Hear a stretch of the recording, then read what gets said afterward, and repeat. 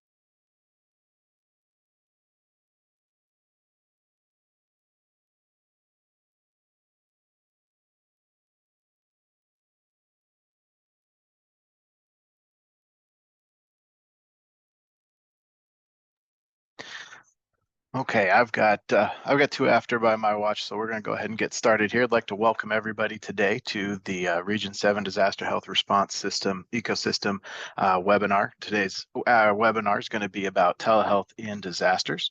Got a couple of housekeeping procedures here real quick as we go through.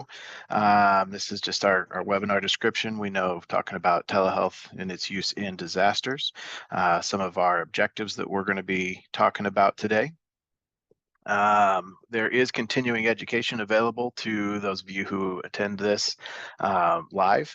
I'll make sure to put some of that information for how to obtain that in the chat while we're going, as well as you should be getting an email within the next couple of days that helps tell you how to go and obtain your continuing education.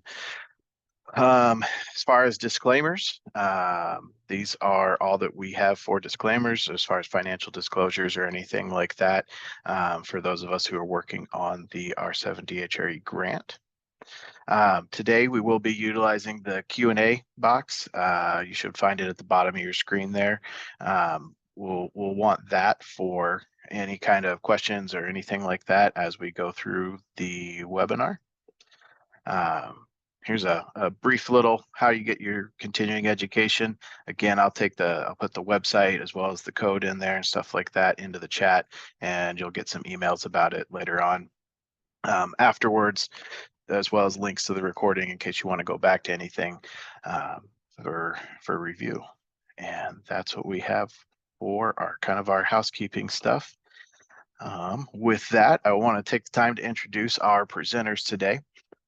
Today, presenting for us, we have Tiffany Yokel, Scott Woodworth, and Charity Swain. Tiffany serves as the Vice President of Government Affairs for Nebraska Medicine. In this role, she supports the mission and strategic goals of the organization through engagement, education, and advocacy at local, state, and federal levels of government. Tiffany has over 15 years of experience in local, state, and federal legislative and regulatory affairs in both the public and nonprofit sectors. She has an undergraduate degrees in political science and justice and peace studies and a master's degree in international relations from Creighton University. Scott Woodworth. Scott has been coding for 10 years. He got his bachelor's at Clarkson College and an MBA from Nebraska Methodist. Where he was a coding manager for 5 years as part of their revenue integrity manager. And then where he's coding manager at Nebraska Methodist for 5 years, and he's currently the revenue integrity manager here at Nebraska Med for the last 5 years. Charity Swain, she is a telehealth program coordinator and has spent the past 5 years in this role with a focus on deployment of telehealth services, technology, and integration with the electronic medical records. She's spent 27 years in Nebraska medicine in various positions that bring a wide range of experience to this position. She's licensed as an EMT in Nebraska with the National Registry of Emergency Medical Technicians and volunteered since 1996 for various institutions. And with that, I will turn it over to Charity to take it away. So I'm going to start with the telehealth part of it, and then we'll move through. So we want to go to the next slide. So the objectives, I think, almost already outlined those. I'm going to start with the telehealth services, how they can be utilized during a disaster and emergency situations, and then we'll turn it over to Scott to talk about specific coding and billing practices. Specific to disasters a little bit, especially as we know that they can be a little bit different for billing and coding. And then Tiffany is going to take over on outlining some regulatory changes and kind of the current state nationally. Next slide, please. So my agenda is kind of to define telehealth. That's always a question that comes up first. And then what is the role of telehealth? What kind of telehealth do we use? Challenges and considerations. We're going to go through a couple case studies and then future trends and needs especially for disasters. So next slide. So what is telehealth? We always hear telehealth, telemedicine, digital applications, digital care. Really, it's the use of electronic information and telecommunication to support healthcare. It can be patient to provider, it can be provider to provider, it can be health-related education, health administration, public health. It is really an umbrella term, so we think of it as the umbrella over all of the rest of the digital kind of care and telemedicine. So it's not just seeing the patients, it also kind of advances the needs of the patients, but it can be just provider to provider, which we'll talk about. It's really ever evolving too. We find that as technology advances and the needs of the patients, really kind of what usually holds us back is the constraints or leniencies of commercial and government carriers, but a lot of times constraints. So we see that defines what's in telehealth, but really the overarching telehealth is just use of the electronic information to better care for the patient. Next slide. So how can telehealth help? I'm going to talk a little bit about the modalities and the different modalities of telehealth. This is not all of them. And then Scott's going to talk about it more with billing and coding, but we kind of divide telehealth into synchronous telehealth and then asynchronous telehealth. So there's the synchronous, which we're pretty used to, which is really the telemedicine side of it, which is real-time two-way interaction between the patient and the healthcare provider. So it's what we're used to seeing now, where a provider, most of the time now even, will see a patient in their home. This is especially if it's audio only. It can also be used, especially for behavioral health. So that is really between a patient and a healthcare provider. Asynchronous is a little bit more like store and forward. So it can be transmission of the healthcare record for the provider to later review. Some examples of that are e-consults, which we see a lot of with disasters. So that's between a physician and another physician. So they're consulting each other on a patient. And because, there may be a specialist that they need. And in our region, I know we have quite a few specialists that we have the ability then to call upon and say, can they get help in this certain area? So like burns or chemicals or things like that. So the other one would be remote patient monitoring. That's another example. So that's defined really as collection of medical information or vital signs, and then transmitting that information to the healthcare provider, either through a vendor or just through the device itself to a different location so that the provider can then assess it and give a recommendation. It's really useful when during a disaster, when the provider can't get to the patient, but the patient may have a chronic condition. And we'll talk about that more in a little bit. Next slide. So some of the challenges in disasters really, or why I use telehealth, is that the physical and operational challenges. So there's a disruption in the infrastructure of the location There's limited access to healthcare facilities. Patients can't get to the facilities. Maybe the facility is down. There's also a high demand for more medical services and oftentimes mental health services because of the stress and of the problems associated with being in a disaster. And then there's a lot of times there's communication breakdowns, and so there is inability to get to the patients, even with telehealth, when you're unable to have internet access or when you're unable to have power. So we talk a little bit about that in the case studies. Behind the scenes also, which we'll talk about, Tiffany will talk a little bit about, is working across those state lines. Without a medical license, it's something I think everyone who's worked in telehealth since COVID has really fought with. We know that with waivers and things like that, there was a time when, a lot of states allowed during that time that we could, providers could see patients without a medical license across state lines. But then if the disaster, once it's considered over or federally declared over, it kind of goes back to each state what they decide to do. And then each state can kind of make either a telehealth license, and there's just a lot of paperwork and a lot of difficulties with that. So also getting patient information after the disaster is all over. So that's a challenge. We talk about that quite a bit because each system or each area has its own EMR usually. And then how do we get that information about the patient to all of the providers or facilities that were involved with helping? All right, next slide. So can it work? So this is kind of the first case study that we're going to talk about. I picked this one because it was pre-COVID. So it was kind of interesting to me to pick a case study pre-COVID and then after COVID to see really what changed for what was difficult for each area to kind of overcome at the time. So I think most are familiar with in 2017, there was Hurricane Maria in Puerto Rico. It was very devastating to them. It was a Category 4 storm. It was pretty catastrophic. It crippled the island's power grid. It caused about almost 3,000 fatalities and about 90 billion in damage. It was also one of the worst blackouts in U.S. history.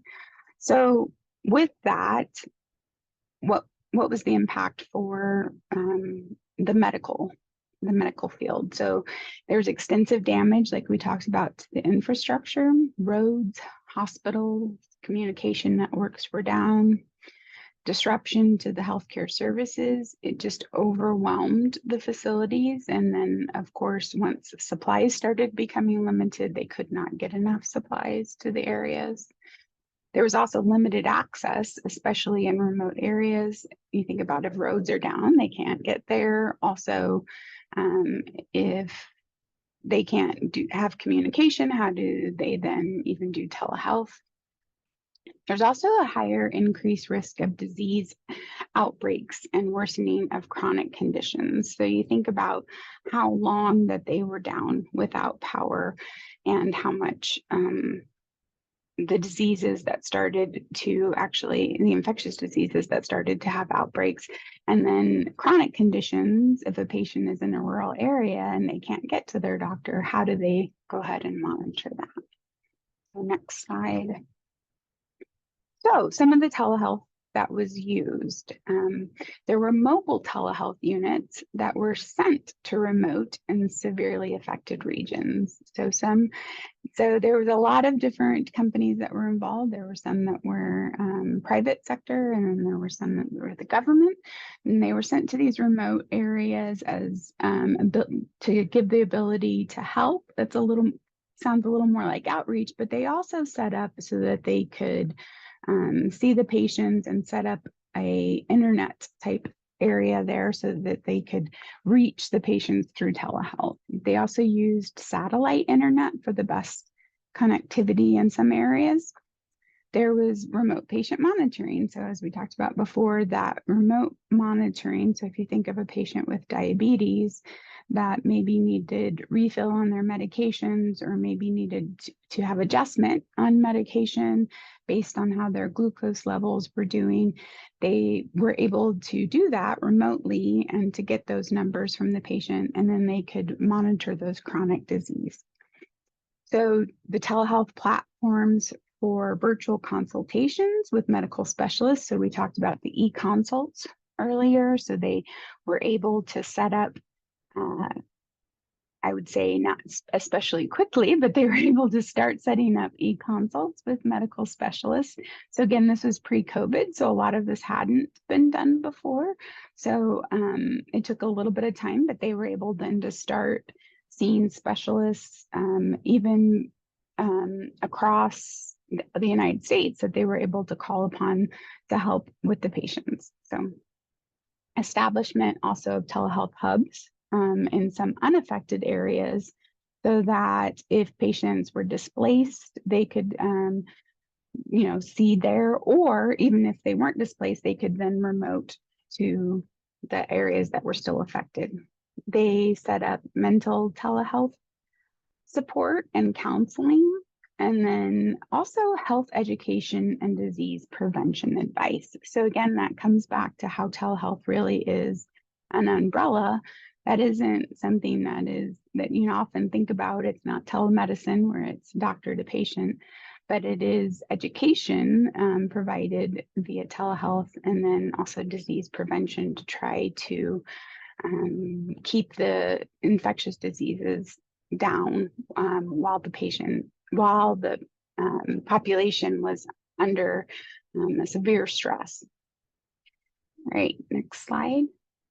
So some of the challenges, as we talked about, and some of these will kind of go over the things, but it was really the initial setup and training for telehealth technology at this time, because this was 2017, so prior to COVID. They also had to ensure data security and patient privacy.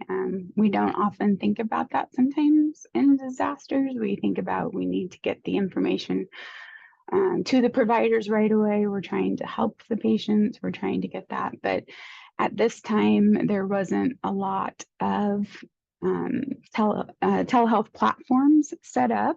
So this was something that they had to be very careful to make sure that transmission of patient data was still secure, and that they were being careful with the patient privacy, and then still navigating those fun regulatory and licensure issues. It was declared a federal disaster, but this was still new. It wasn't as broadly declared as COVID.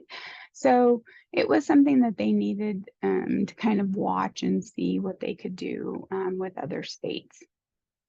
So some of the lessons that they learned was really to pre-establish a telehealth infrastructure, which is something I think we all learned again with COVID. It's very important to have that infrastructure there before we have a disaster, and to be prepared in case of a disaster. What kind of things are we going to need differently than just everyday telehealth? Also, they needed comprehensive training for healthcare providers and patients. So you think about pre-COVID, not a lot of people had used telehealth.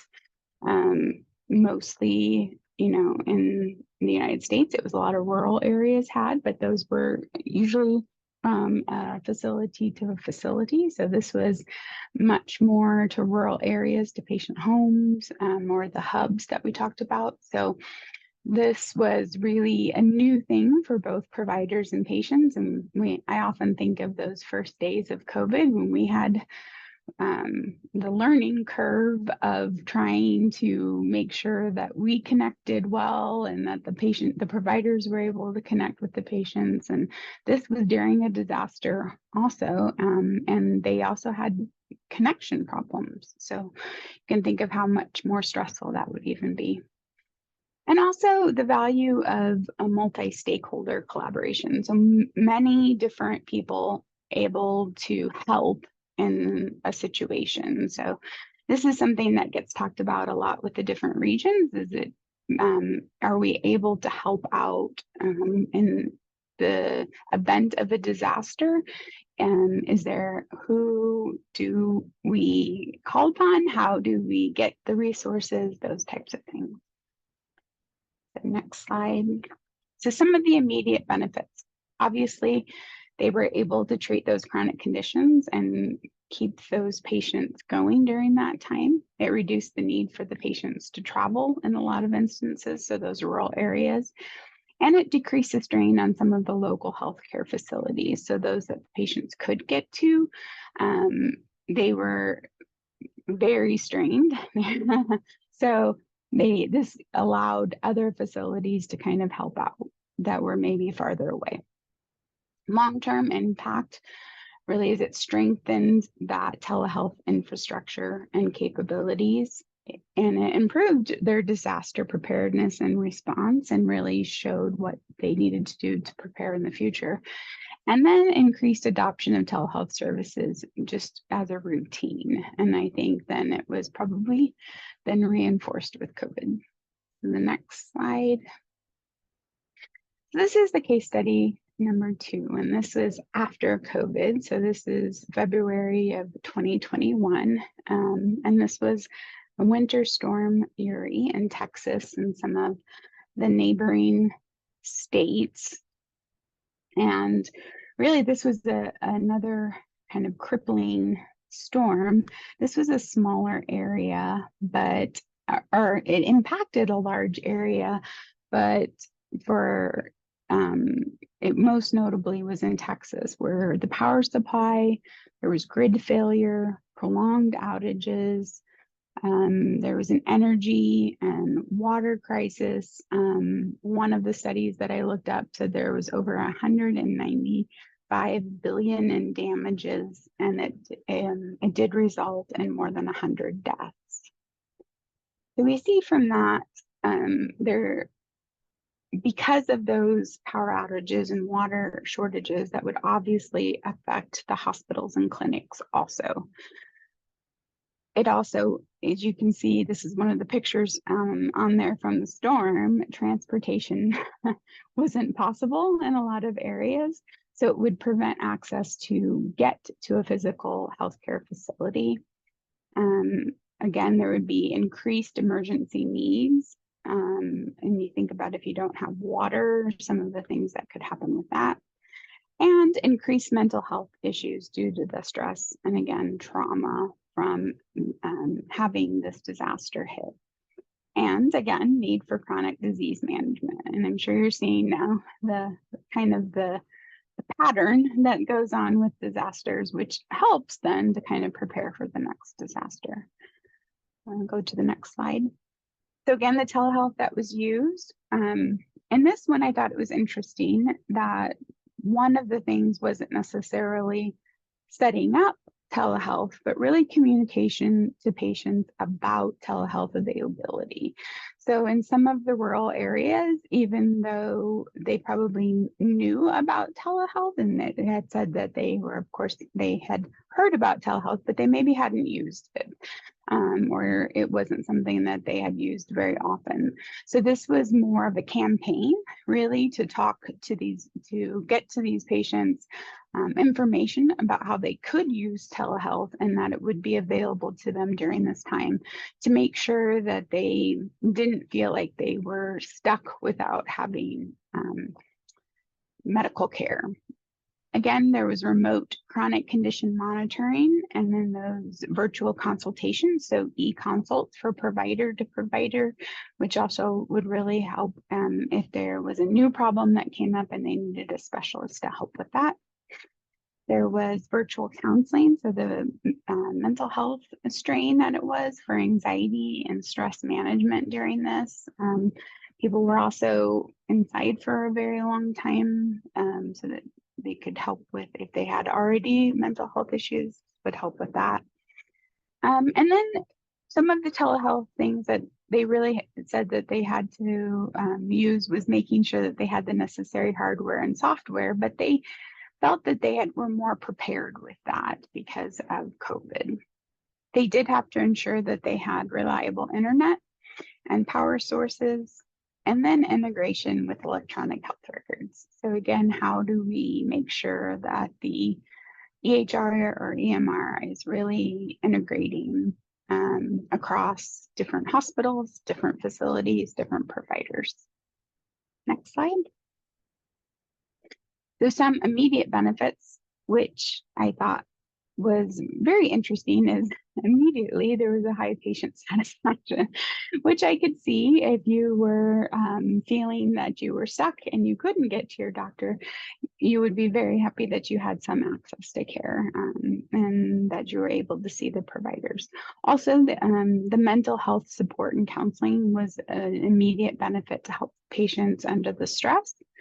There was still the prescription management and refills, and then even positive feedback from healthcare providers on telehealth effectiveness. So again, it was a little surprising coming off of 2 years, or at least a year of being from COVID, but they were still able to see even more effectiveness through this disaster. And then it also reduced strain on emergency services. So we think about if they can treat the chronic conditions or help with some of the mental health support, that's less that emergency services would need to be called out for some of those conditions. So the long-term impact really for this was, again, to be prepared and have a disaster plan, and telehealth should be a part of that. Also, the need for a robust and then scalable telehealth infrastructure. So making sure that what we have set up for telehealth will work in small disasters or larger situations. And then continuous training. So like it brought out, there was positive feedback from providers and patients. But again, they did, as the next one, they did need to do kind of a campaign to other communities or underserved communities. So making sure that we are working now in non-disaster times to work with those underserved communities to make sure that they have devices or access to those devices, whether it be local areas or, like we talked about, hubs or something like that, that they would be able to still utilize telehealth. Next slide. So again, some of the challenges we've talked about: connectivity issues, which I think in disasters, we often talk about what will we do, displacement of population, limited access, and then the increased need, and then patient awareness.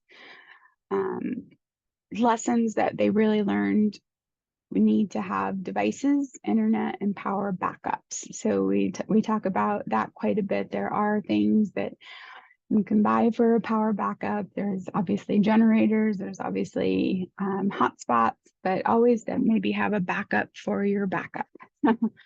Then integrating telehealth with EMRs for seamless care. So those types of things are things that we can prepare for now. So even whatever platform that we use now, we can kind of see how would it integrate with other facilities. Is there a way that we could send information? How would we get the information to them after the disaster? Those types of things are things that we can plan for now. And then patient communication and education campaigns. So making, like I talked about, making sure that patients have access to telehealth now, so that they, in a disaster, it's not something that we're kind of scrambling to do. And then developing those emergency telehealth protocols. And I think the next one is my last one, for future needs. So really, things that we're looking for the future is bridging that gap for access, mobile health clinics, and then the remote monitoring is really ramping up. And then global health initiatives, so partnerships with international health organizations. How do we help when there's crisis in other countries, internationally? And then telehealth reimbursement, which we are going to talk a little bit about coding and billing also. There's always changes in insurance coverage and reimbursement policies, and how do we keep up with that? And then how do we make sure that telehealth services, as they expand, are covered by programs or grants or things like that? And then licensure and credentialing, which Tiffany's going to talk a little bit about, making sure that we're working towards processes for cross-state practice, and then adoption of telehealth specific licensure regulations. So those are some of the things that we're looking to do, definitely for disaster future. So I think next is Scott. I want to say on coding and billing. Thank you, Charity. Hello, everyone. So I'm going to talk a little bit about some of the commonly used codes for telehealth, where they exist, excuse me, where they can be utilized in terms of patient locations and so forth, and some of the documentation requirements surrounding telehealth services. Kind of starting off really with telehealth visits, looking at some of the requirements surrounding the codes. These really don't differ a whole lot from the traditional reporting when you're talking about like the ambulatory inpatient and rounding spaces where it's provider to patient. So really it's that continuous audiovisual communication between the provider and the patient, giving medical feedback, analysis of their problems, and recommendations for treatment of that patient during a particular visit. From any of the really when you're documenting from a telehealth perspective, usually the notes are going to look really similar to that of a face-to-face visit. The big thing here is we really want to ensure that it's called out that telemedicine or telehealth was utilized during the visit itself. And really that bullet at the very bottom kind of talks a little bit about that. Like we did this via synchronous audiovisual technology, and that we really want to know where the patients are located, as Tiffany will kind of touch on, and Charity has touched on as well, regarding state to state, being that we sit right on the river between Nebraska and Iowa. We have that come into play quite a bit, obviously with the patient's home and things like that. We really encourage providers, or quite frankly it's a requirement, that we have that documentation called out in the notes themselves in order for these services to be appropriately billed for each provider that performs these services. Next slide, please. Okay, so kind of just talking more specifically to the codes themselves. So obviously from an ambulatory space, talking about the 99202 to 99215 codes, again, follows the same reporting requirements for those of you that on the call that are coders, whether you utilize medical decision making or time. One common thing that we get asked quite a bit is, if I do telehealth, do I have to document time? If you're reporting the office visit codes for continuous audio visual communication, then no, you do not have to document time. You can level based off of medical decision making or time in those situations. The same is true with inpatient and observation rounding. So if you're seeing patients who are admitted via telehealth, things like that, all of those requirements from a coding perspective to assign the correct code would follow the AMA guidance for leveling services within the evaluation and management space. And so nothing from that perspective really changes, provided that video is maintained, audio and visual communication is maintained throughout the entirety of the visit. Some of the additional codes, and obviously those are represented by stars within the AMA CPT book, as most of you probably already know. But other ones that we commonly utilize are smoking cessations and transitional care management. Again, the thing to remember when you're assigning these codes is, if they are time-based codes that require minutes to be reported, in those situations, time must be documented, and I'll get a little bit into that with telephone. But I always like to touch on the time aspect with respect to ambulatory inpatient and observation services, because it is a question that we get pretty commonly, and we certainly don't want to impact levels because the time reported is less than what the medical decision making would be, and so on and so forth. So yeah, next slide. Okay, so telephone. Telephone obviously is going to be the audio communication between the provider and the patient, is what these codes represent, based on the amount of minutes that that conversation takes place. Couple key caveats to remember when it comes to telephone. So the first thing is kind of going back to my previous slide. If an evaluation and management or an audiovisual visit is taking place, and for whatever reason the video fails, at that point we have to revert to telephone codes. The guidelines are pretty explicit when it comes to that.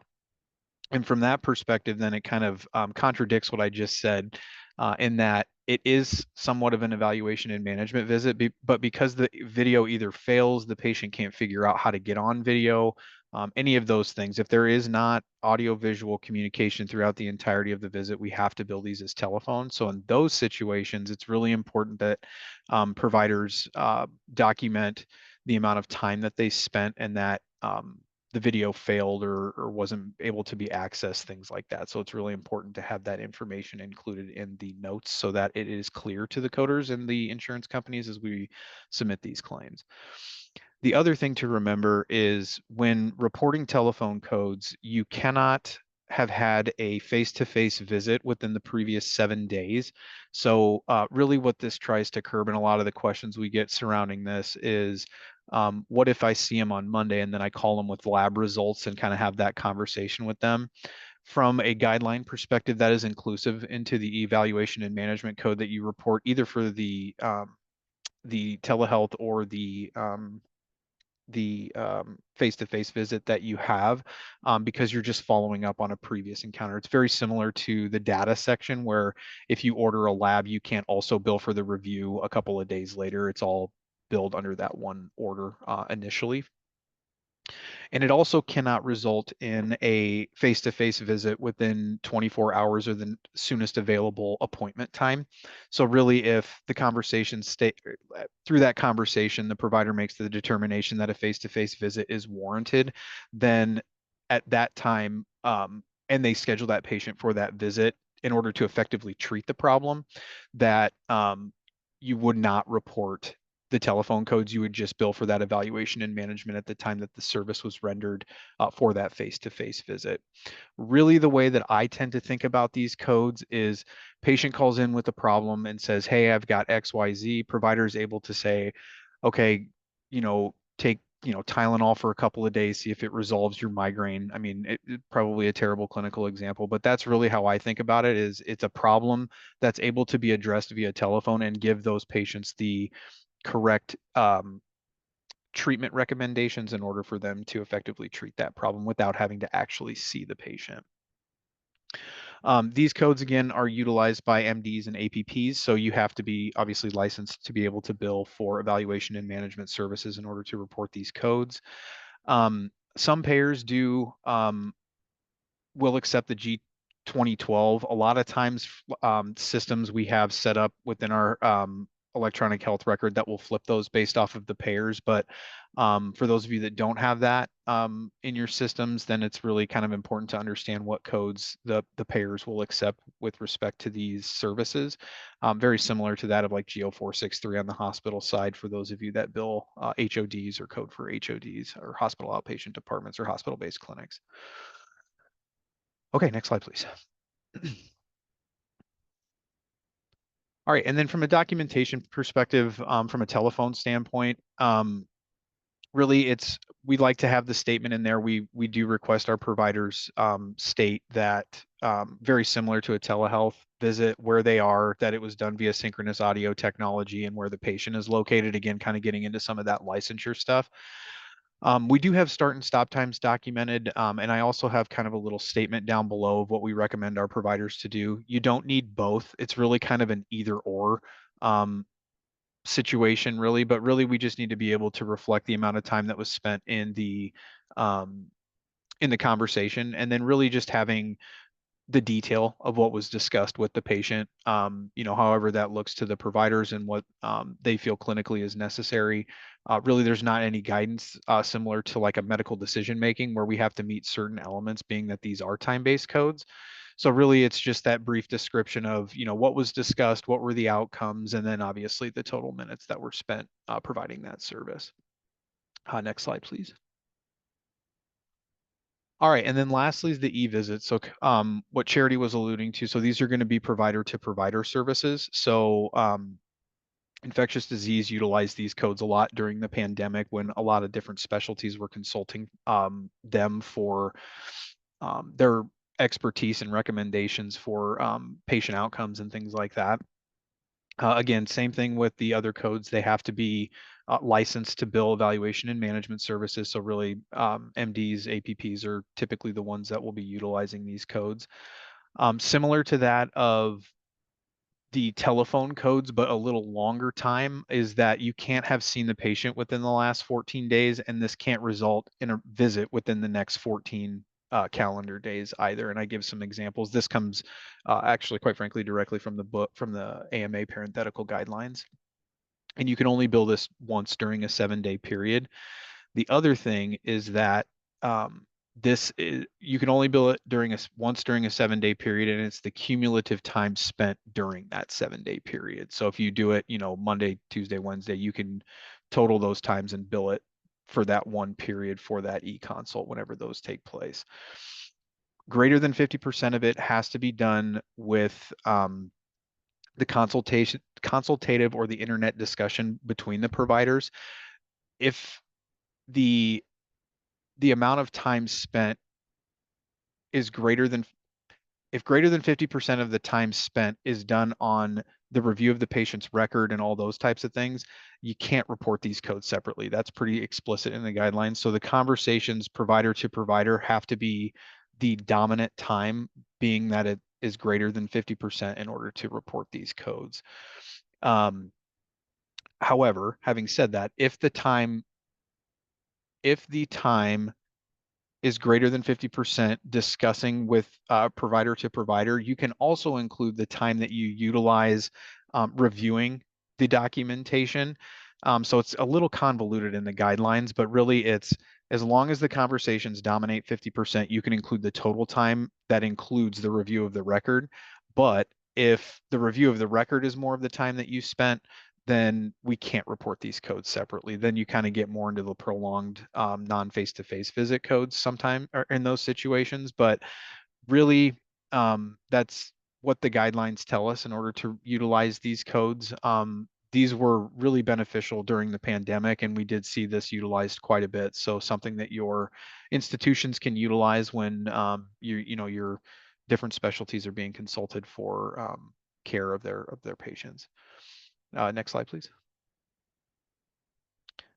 And then documentation is pretty somewhat lax on this one. I say that with air quotes, really. But really just a brief conversation, and then really the reason for the request. So that's, I kind of chalk that up to like a chief complaint. Evaluation and management codes are not billable without a chief complaint. So really, why were you requested to visit with this patient? And then just a brief synopsis. And then really we like to recommend that the documentation states something to the effect of greater than 50% of this time was spent in communication and education to the requesting provider and so forth. It's not an explicit requirement based off of the documentation guidelines that we see, but I always try to educate to best practice rather than the minimalistic. And then we kind of work with our providers to see where we can cut some or shave some of the meat off the bone, so to speak, in terms of what's necessary and what's not. So next slide, please. I think that's it for me. Yep. So I'll go ahead and turn it over to Tiffany, and thank you for everybody's time today. Well, good afternoon. My name is Tiffany Yeagle, and I'm Vice President of Government Affairs at Nebraska Medicine. I'm going to speak to you a little bit today about the high level, some of the things that Charity hinted at. I am going to try to keep it applicable across states and really just speak conceptually to some of the systems or policy level barriers, challenges, and opportunities that telehealth may present in a specific emergency or disaster situation. Next slide, please. I would provide the disclaimer that I am not a clinician. I am a government affairs professional, which is a very different skill set.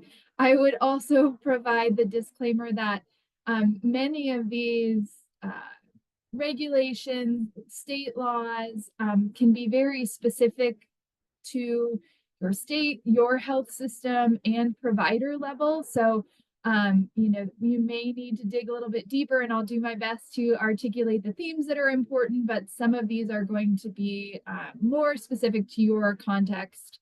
And then I'll also try to provide a bit of my crystal ball looking forward, where we're headed specifically at the federal level with Medicare policy on telehealth, which in a lot of ways will drive many of these other payer issues.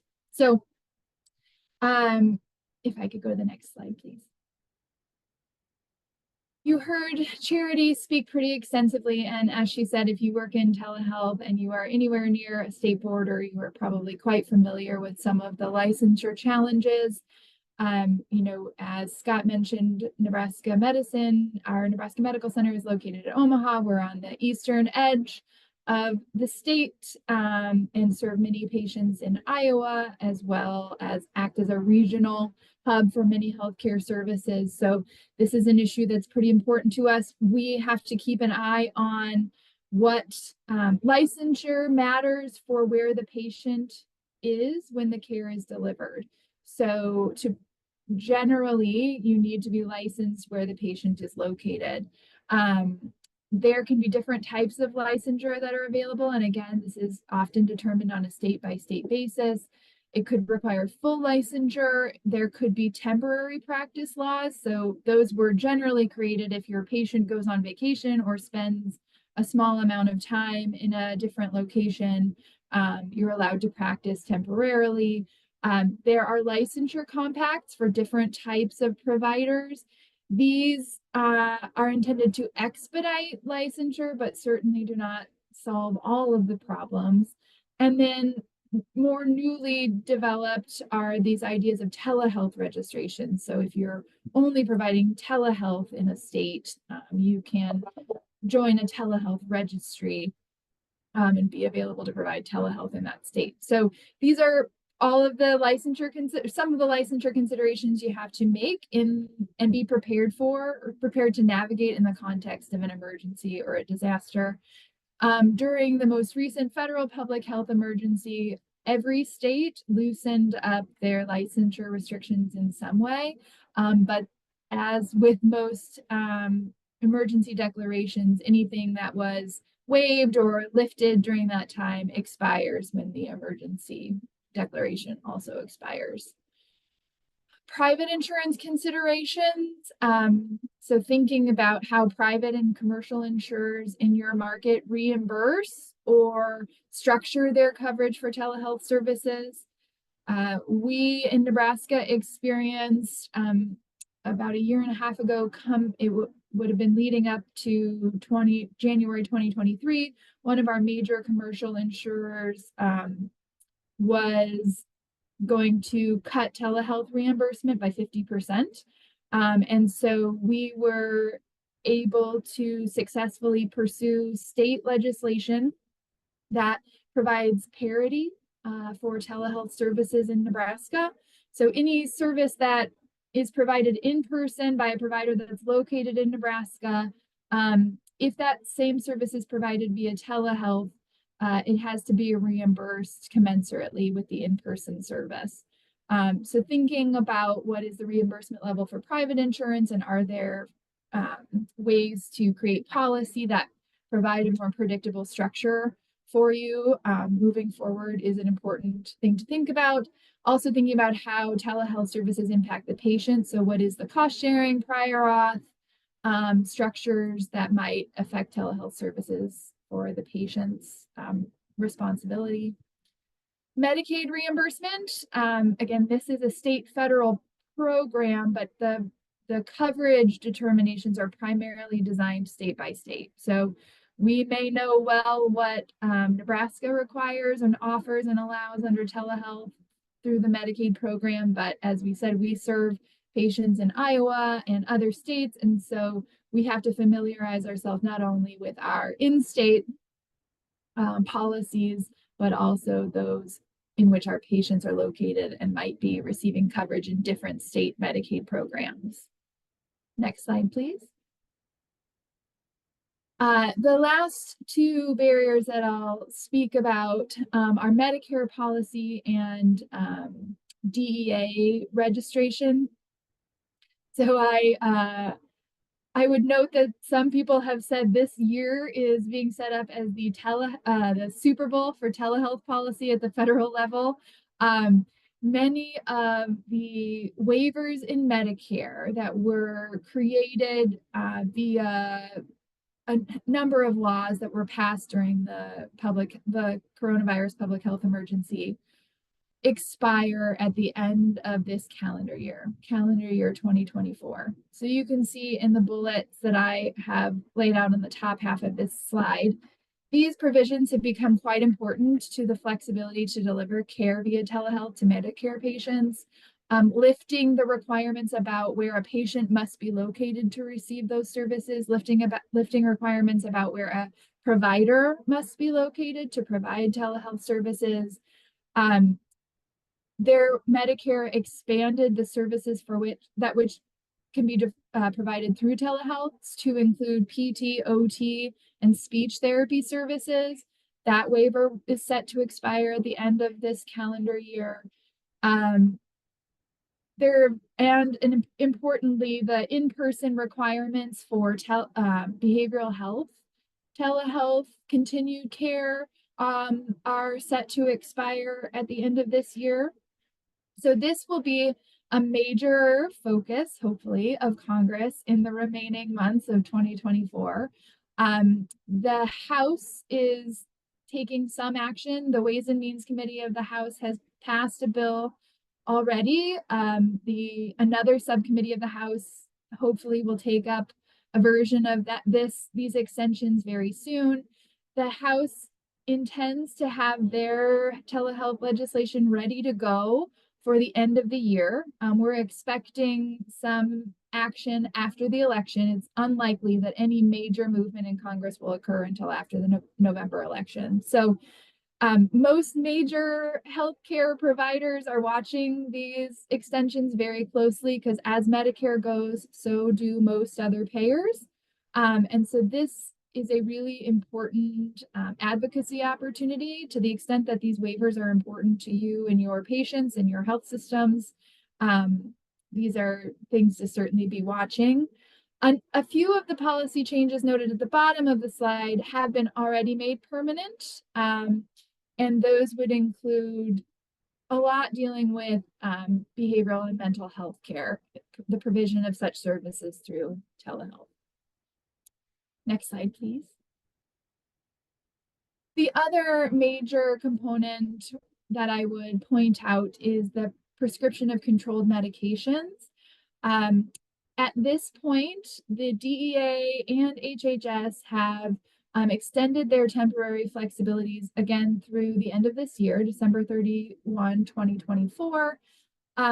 There are really two flexibilities, one dealing with in-person requirements and how often you have to see someone before you can prescribe a controlled medication. The other being with DEA registration and that we need to be registered in multiple states where your patient resides if you're providing services across state lines. So this could create a major barrier for patients and providers if these flexibilities aren't extended or clarified in some manner. So we're watching this closely, as well as the Medicare flexibilities. The other thing that I would mention that has been included in some of the conversations around Medicare at the congressional level include the Hospital at Home project or initiative. And then there is some discussion around the ability for hospice providers to do their reevaluations via telehealth as opposed to requiring in-person services. So that's setting Congress up for a big, important deadline. This is my crystal ball part and nothing that is set in stone. But what I would say is I think there is a broad understanding that we've come a long way in telehealth and have seen significant advancements in patient access to care and the benefits that can be associated with that. So I would say I think there is generally broad congressional support for telehealth and Medicare. The concerns do center a little bit around effectiveness of care, fraud, waste, and abuse.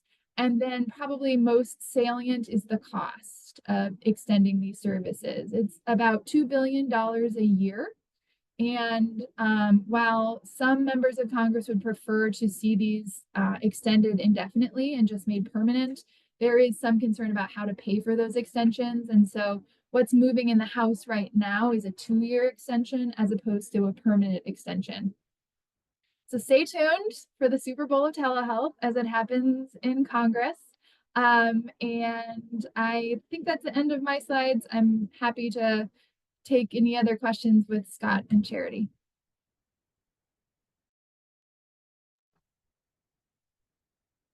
All right, thank you guys. Not seeing any quick questions. Double check real quick here.